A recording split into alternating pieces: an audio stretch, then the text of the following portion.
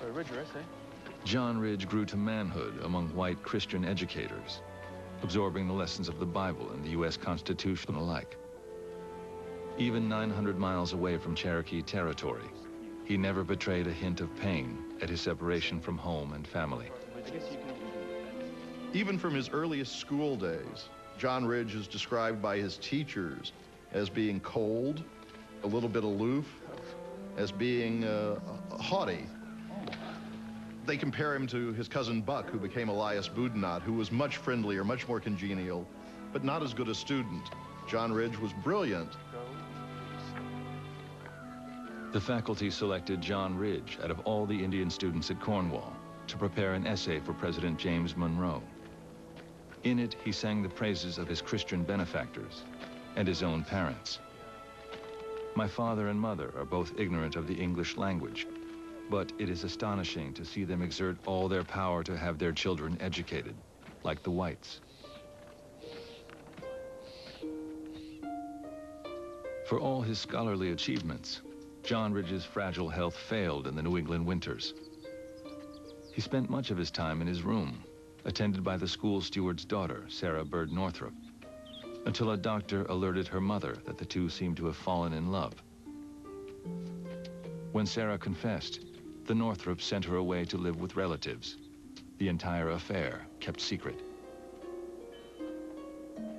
It took nearly 2 years as parents. He regained his health, qualified as a lawyer, and promised to take care of their daughter. Do thus solemnly and sincerely engage in promise. I will, with the help of God.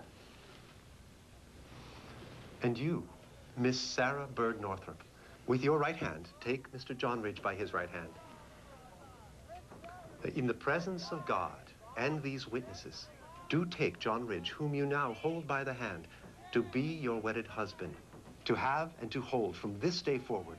Cherish and keep him in sickness and in health, and forsaking all others, keep only unto him, conducting yourself toward him in all respects, kind and virtuous.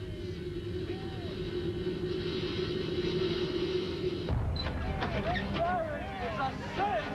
Right now!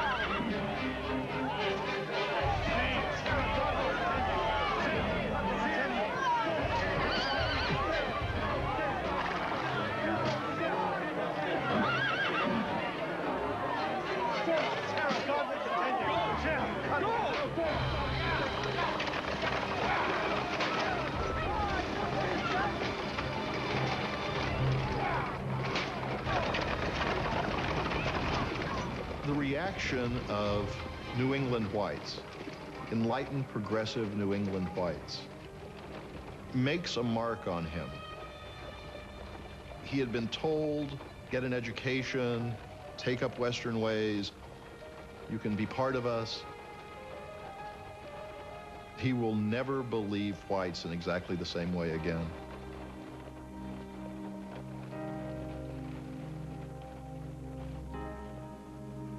An Indian is almost considered accursed.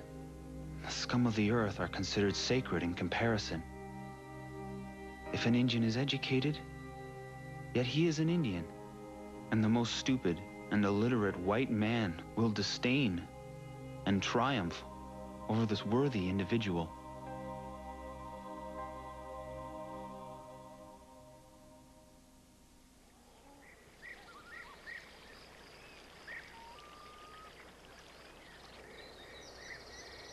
While John Ridge was away in Connecticut, John Ross was a young man on the rise.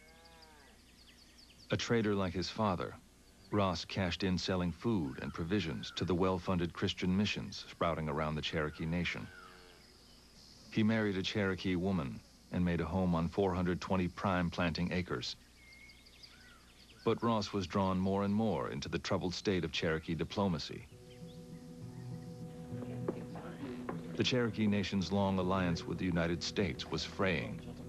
Washington was dragging its feet on payments owed under the terms of earlier treaties and strong-arming the Cherokees to sell off more territory.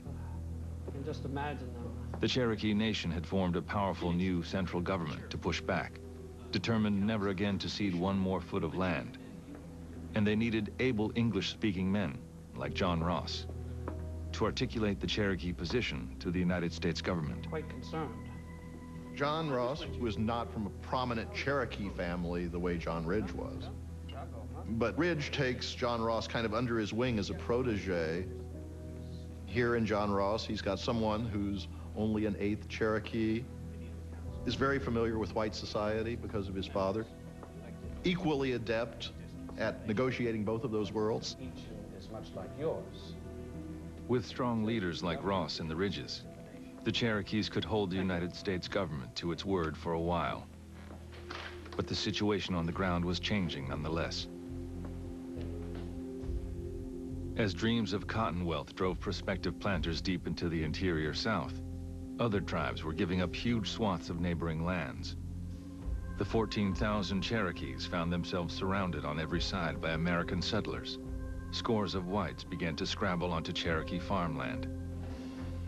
A small group of Cherokees had already taken America up on its offer of new land west of the Mississippi, in Arkansas Territory. But the Cherokee National Council, to a man, was still confident it had the strength to stand its ground.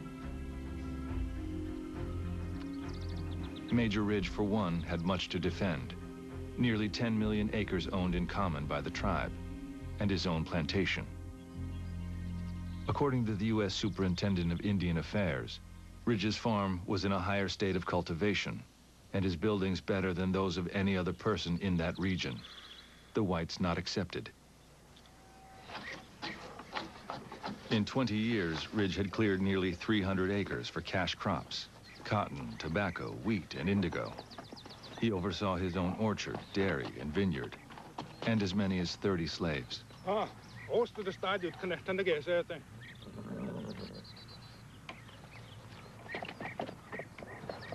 John Ross owned slaves, and John Ridge, when he got married, Major Ridge gave him like 20 slaves, and so he was a slave owner also. About 8% of Cherokees owned slaves. They were mainly the mixed blood elite. But more and more, that mixed blood elite is adopting the lifestyle of the Southern planter culture. So well with tobacco in the past that we're thinking of adding to that, or perhaps even some cattle. Siwa, Waka, how are you go? Well, since not square that gone here, so go low. That's can use dog you go near now. I jail you with something. I say no, that's a den down the quay skirt. My father says the rains were heavy here and the cotton was planted late, but cotton prices are rising again. Who young ass on? Who go this day? Quay skirt they just.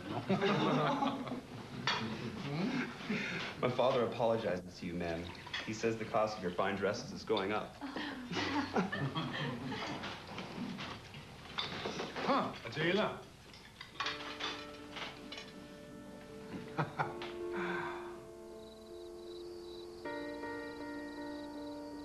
Not all Cherokees welcomed these new opportunities. Civilization was beginning to draw hard class distinctions that had never existed in traditional Cherokee society. The lives of most full-blood Cherokees were still marked by loss. What little remained of their old hunting grounds was played out. They depended almost entirely on subsistence farming, and they worried that their leaders were enthralled to the ways of the whites. But there were still elemental ties that bound all Cherokees, and change that benefited all, including a signal advance by a Cherokee named Sequoyah. Sequoyah was devoted to enabling the Cherokee people to have at their command an essential power that he saw white society had. That being the ability to write in the Cherokee language. Ultimately, he did something that no one has ever done, and that was create a system of reading and writing in a language when he himself could not read or write in any other language. There was one character for every syllable. So with 86 syllables, a Cherokee speaker could learn to write in several weeks. It was actually much more efficient and effective than you could ever ask of English. Within a matter of a few years, the Cherokee Nation was literate. The Cherokee Phoenix, the translation of the Bible into Cherokee, family stories were written down. Medicine people wrote down all of their formulas for healing. It literally revolutionized Cherokee society.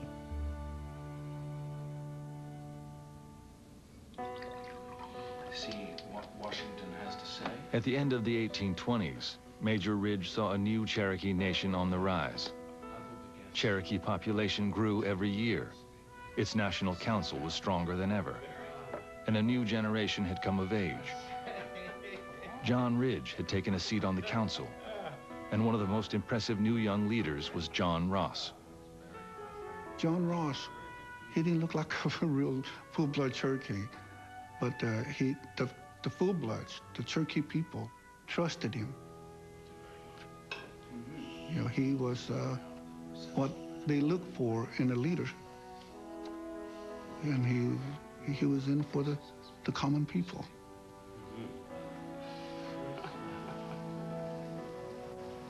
Among the traditional full-blood Cherokees, who made up the overwhelming majority of the tribe, John Ross gained a reputation for integrity. While serving under the principal chief, Ross had become an eager student of the abiding Cherokee ways. It was Ross who authored a new constitution that all Cherokees could embrace. Ross's constitution created a democratically elected government, mirrored on the United States. There was an executive, a legislative, and a judicial branch. A strong national council was vested with the power to protect all Cherokee land. This is the culmination. This is the culmination of the movement, and it's probably the greatest unity that the Cherokee people had ever seen.